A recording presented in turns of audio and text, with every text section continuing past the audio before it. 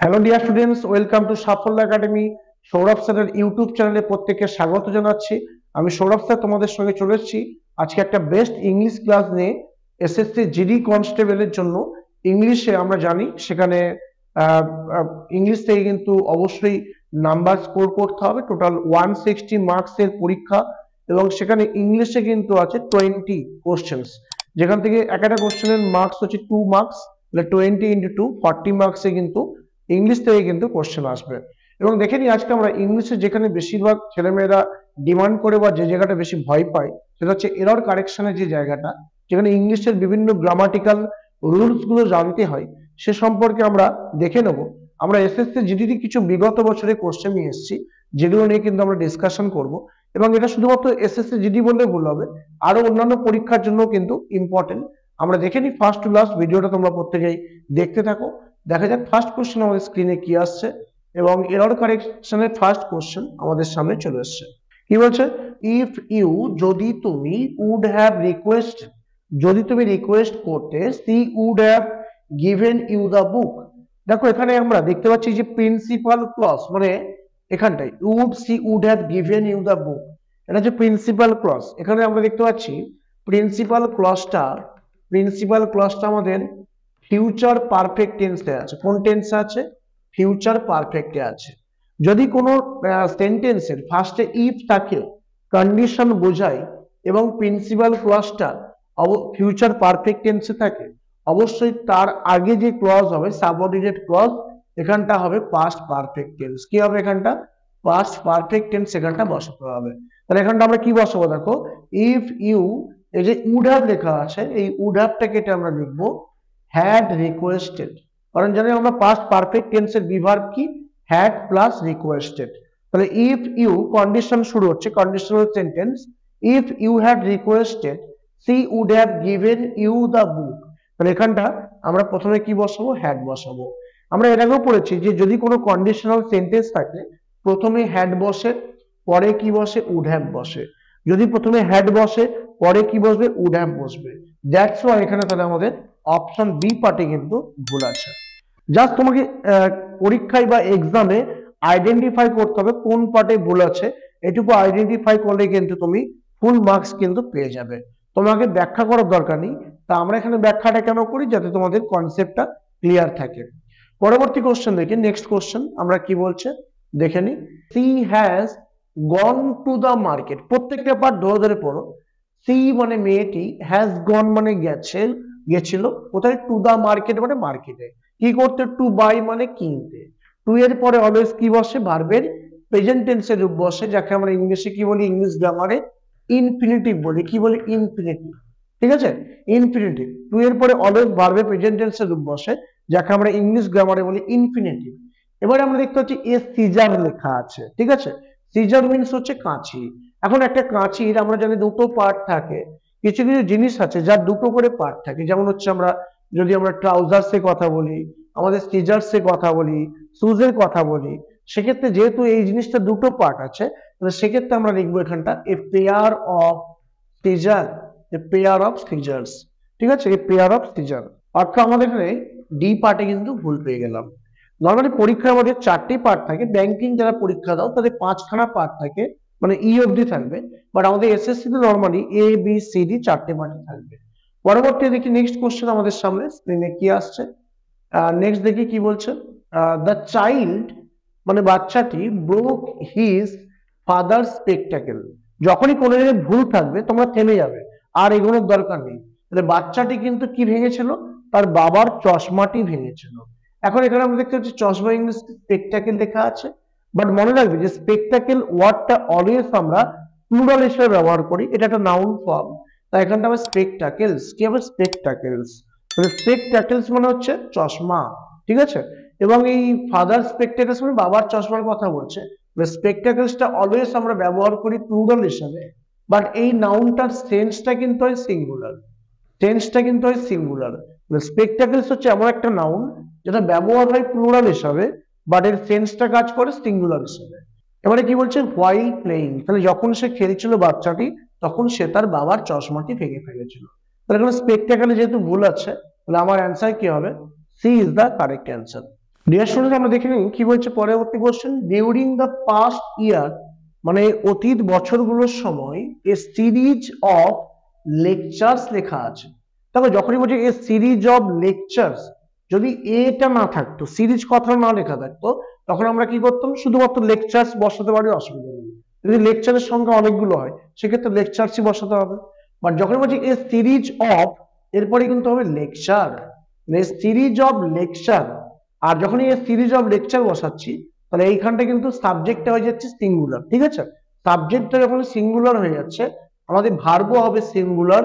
তাহলে এখানে ওয়ারটা কেটে কি করতে হবে, ওয়াজ করতে হবে। অর্থাৎ সি পার্টে কিন্তু আমরা ভুল পেয়ে যাচ্ছি। তাহলে এখানটা কি হবে, a series of lecture not were, কি হবে, ওয়াজ। অর্থাৎ সি পার্টে ভুল আছে আমাদের। পরবর্তী কোশ্চেন আমরা দেখে নিই, কোশ্চেন নাম্বার 5। এগুলো সবই হচ্ছে আমাদের এসএসসি জিডিতে আসা বিগত বছরের ইংলিশের এরর কারেকশন উপরে কোশ্চেন। তোমরা ভিডিওটা ফার্স্ট টু লাস্ট দেখতে থাকো। এবারে কি বলেছে, ইকোনমিক্স আর, দেখো ইকোনমিক্স বানানটা কিন্তু এস দিয়ে শেষ হচ্ছে, বাট এটা কিন্তু নাউনটা কিন্তু সাবজেক্টটা সিঙ্গুলারই। বানানটা এরকম দেখতে ইকোনমিক্স, তাহলে যে সমস্ত ওয়ার্ডের শেষে এস আছে, অনেকেই ভাবি যে আমরা এটা প্লুরাল আছে, বাট ইকোনমিক্স হচ্ছে এমন একটা ওয়ার্ড যেটা দেখতে হচ্ছে প্লুরাল, বাট এটা কিন্তু অ্যাকচুয়ালি সিঙ্গুলার। তাহলে আমরা যদি সাবজেক্ট সিঙ্গুলার পাই, ভার্ব কি করব, সিঙ্গুলার করব। তাহলে ইকোনমিক্স এর পরে আমরা কি বসাবো, ইজ। এরকম আরো অনেক সাবজেক্ট ওয়ার্ড আছে যেগুলো লাস্টে কিন্তু এন্ড হচ্ছে এস দিয়ে। যেমন দেখো পলিটিক্স, পলিটিক্স। আবার ধরো ধরো বললাম ফিজিক্স, আবার বললাম ধরো এথিক্স, ইটিএইচআইসিএস, এথিক্স। ঠিক আছে, আবার ইকোনমিক্স এখানে আছে। তাহলে এখানে আবার ধরো ম্যাথামেটিক্স, এমএটিআইসিএস, ম্যাথামেটিক্স। তাহলে mathematics, ethics, physics, politics, economics, সবগুলো ওয়ার্ডের শেষে এস আছে, মানে এটা নয় যে এই নাউন গুলো প্লুরাল আছে, না, এগুলো সবই সিঙ্গুলার ওয়ার্ড। তাই সাবজেক্ট সিঙ্গুলার মানে ভার্ব হবে সিঙ্গুলার। তাই এখানে আর এর জায়গায় কি বসবে, ইজ বসবে। অর্থাৎ এখানে 5 নম্বর যে কোশ্চেনটা আছে, option A is the correct answer. পরবর্তী কোশ্চেন আমরা চলে যাই।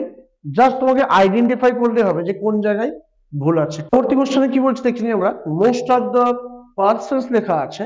এখানে দেখি আমরা বলবো কি most of the people, not person. এখানে আমরা কেটে কি লিখবো, মোস্ট অফ দ্য পিপল। মানে এখানে বেশিরভাগ লোকদের কথা বলছে, তাহলে মোস্ট অফ দ্য পিপল বসানো উচিত, নট পার্সনস। অ্যাকচুয়ালি পার্সন মানেও ব্যক্তি, পিপল মানেও কিন্তু লোকজন। যদি কোনো ব্যক্তিকে ইন্ডিভিজুয়ালি বোঝায় সেক্ষেত্রে আমরা পার্সন কথাটা ইউজ করবো। তাহলে এখানে আমরা কি করবো, মোস্ট অফ দ্য পিপল এটা বসানোই ভালো। Most of the people had fled to safer areas, অর্থাৎ বেশিরভাগ লোকজনই কিন্তু নিরাপদ এলাকায় চলে গেছিল বা পৌঁছে গেছিল। তাহলে এখানে কোন পার্টে ভুল আছে, ডি পার্টে ভুল আছে। Most of the people had fled to the safer areas, এখানে তাহলে মোস্ট অফ দ্য পরে কি বসবো, পিপল বসাবো। যদি আমার লোকজনের সেন্সটা ইন্ডিভিজুয়াল হয় তখন কি বসাবো, পার্সনস বসাবো। অর্থাৎ আমার এখানে বি পার্টে ভুল পেয়ে গেলাম আমরা। পরবর্তী কোশ্চেন দেখি, নেক্সট কোশ্চেন আমাদের সামনে স্ক্রিনে কি আসছে দেখে নি। বলছে ওয়াটার অ্যান্ড উইন্ড। এখন দেখো উইন্ড আর এয়ার এই দুটোর মধ্যে কিন্তু একটু ফারাক আছে। যদি বাতাসটা বওয়ার হয় মানে ব্লো করে, সেক্ষেত্রে আমরা উইন্ড বসাবো। বাট এখানে ওয়াটার অ্যান্ড এয়ার এই দুটো হচ্ছে একটি গুরুত্বপূর্ণ বেঁচে থাকার জন্য জিনিস বা উপাদানের কথা বলছে। তাহলে সেক্ষেত্রে আমার উইন্ডটা কেটে কি করতে হবে, এয়ার করতে হবে। যদি সেন্সটা বাতাসের কোনো জায়গায় বইছে, ব্লো করছে, BLOW, বাতাস যখন বয়ে তাকে বলে ব্লো, আর জল যখন প্রবাহিত হয় তাকে বলে ফ্লো। ঠিক আছে, তাহলে ওয়াটার এবং উইন্ড না বসে কি বসাবো, এয়ার বসাবো, বিকজ এগুলো এসেনশিয়াল মেটেরিয়াল হিসেবে দেখানো হচ্ছে। যদি এখানে বাতাসটা বওয়ার কাজ করতো, ব্লো করতো, সেক্ষেত্রে আমরা কি বসাতাম, উইন্ড বসাতাম। তাহলে এখানে কি হবে, ওয়াটার এন্ড এয়ার। তাহলে যেখানে আমি ভুল পেয়ে গেলাম এখানে কিন্তু থেমে গেলাম, আর এগোনোর দরকার নেই। আমাদের option A is the correct answer. পরবর্তী কোশ্চেনে যাবো, কোশ্চেন নাম্বার 8 আমাদের সামনে চলে আসছে। কি বলছে, বলছে my brother and my self, অর্থাৎ আমার ভাই এবং আমি। তাহলে মাই ব্রাদার যখন লিখছে মানে আমার ভাই, এবং আমি ইংলিশ নিশ্চয়ই আই হওয়া উচিত, তাহলে মাই সেলফ কেন হবে? এখানে আই এর কিন্তু রিফ্লেক্সিভ প্রোনাউন দেওয়া আছে, এখানে আই এর রিফ্লেক্সিভ প্রোনাউন বসবে না, সাবজেক্টিভ ফর্ম বসবে। তাহলে মাই ব্রাদার অ্যান্ড আই করতে হবে। তাহলে আমি যেখানে ভুল পেয়ে যাচ্ছি ওখানেই থেমে যাচ্ছি, আর এগোনোর আমার দরকার নেই। তাহলে এখানে দেখো আমরা অপশন এ পার্টে আমরা ভুল পেয়ে গেলাম। পরবর্তী কোশ্চেন দেখি, কোশ্চেন নাম্বার 9 আমাদের সামনে কি আসছে। বলছে much of the boys had already left the class. এখন মাচটা কোথায় বসে? এটা বসে হচ্ছে আনকাউন্টেবল নাউনের ক্ষেত্রে। আনকাউন্টেবল নাউনের ক্ষেত্রে আমরা কি বসাবো? মাচ। বাট এখানে বয়েজদের কথা লেখা আছে, বয়েজ মানে ছেলেদের কথা লেখা আছে। ছেলেদের কিন্তু আমরা গুনতে পারি 1 2 3 করে, মানে এটা কিন্তু কাউন্টেবল নাউন। তাহলে এখানটা মাচটা কেটে আমরা কি করতে হবে? মেনি করে দিতে হবে। তাহলে many of the boys had already left the class, মানে বেশিরভাগ ছেলেরাই কিন্তু ক্লাস থেকে চলে গেছে। তাহলে এখানে মাচটা কেটে কি করবো? আমরা মেনি করে দেবো। মানে কাউন্টেবল নাউনের ক্ষেত্রে মেনি বসে, আনকাউন্টেবল নাউনের ক্ষেত্রে মাচ বসে। তাহলে এখানে যেহেতু বয়েজদের কথা বলছে কাউন্টেবল, সেক্ষেত্রে আমাদের এখানে মাচের জায়গায় কি করতে হবে? মেনি করতে হবে। এখানে আমরা কি পেয়ে যাচ্ছি? অপশন এটা ফুল পেয়ে যাচ্ছি। পরবর্তী কোশ্চেন দেখি, কোশ্চেন নাম্বার 10 কি বলছে? কোশ্চেন নাম্বার 10 নেক্সট কোশ্চেন আমরা দেখতে পাচ্ছি, বলছে ফরচুনেটলি মানে দুর্ভাগ্যবশত only the little money has been stolen. অর্থাৎ ফরচুনেটলি, নর্মালি দা লিটিলের ক্ষেত্রে ফরচুনেটলি দিয়ে কোনো বাক্য শুরু হয় না এই ধরনের ক্ষেত্রে। সেক্ষেত্রে আমরা এক কাজ করতে পারি, ফরচুনেটলিকে যদি রেখে দিই তাহলে অনলি এ লিটিল করতে হবে। Only a little money has been stolen, তাহলে অল্প টাকায় কিন্তু আমাদের সৌভাগ্যবশত যে হচ্ছে খুব অল্প টাকায় কিন্তু চুরি হয়েছে। তাহলে a little money is the correct answer. ঠিক আছে, তাহলে a little money is the correct answer. যেহেতু ফরচুনেটলি দিয়ে শুরু হচ্ছে, এখানে দা লিটিল মানি করা চলবে না। ঠিক আছে, যদি দা লিটিলটা আমরা ডেফিনেটলি সেন্স ইউজ করি তাহলে এখানটা আমরা কি করব? A little money has been stolen. তাহলে আমার এখানে ভুল আছে কোথায়? দাটা কেটে এ করতে হবে, মানে বি পার্টে ভুল আছে। পরবর্তী কোশ্চেন আমরা চলে আসি, question number 11। Such a man is happy. এই ধরনের লোকেরা নর্মালি খুশি থাকে। কোন ধরনের লোকেরা? Who has a few cares, অর্থাৎ যাদের যত্ন করার লোক খুবই কম বা নেই বললেই চলে। অ্যাকচুয়ালি ফিউ কথাটা যদি আমি শুধু বসাই, যার মানে কি অলমোস্ট নীল, তাহলে ফিউ মানে হচ্ছে কি অলমোস্ট নীল, যার মানে একদম নেই বললেই চলে। ঠিক আছে, বা যদি আমি এ ফিউ বসাই বুঝতে হবে যে অল্প কিছুর কথা বলছে। তাহলে এখানে বলতে যাচ্ছে যে সেই ধরনের লোকেদের কথা বলছে যাদের কেয়ারিং খুবই কম বা নেই বললেই চলে। তাহলে এখানে ফিউটাকে আমার একা বসানোই ভালো। তাহলে আমরা কি করব? Such a man is happy who has few cares. তাহলে এখানে এইটাকে আমরা যদি কেটে দিই তাহলে একদম নেই বললেই চলে, মানে অলমোস্ট নীল এই সেন্সটা আসছে।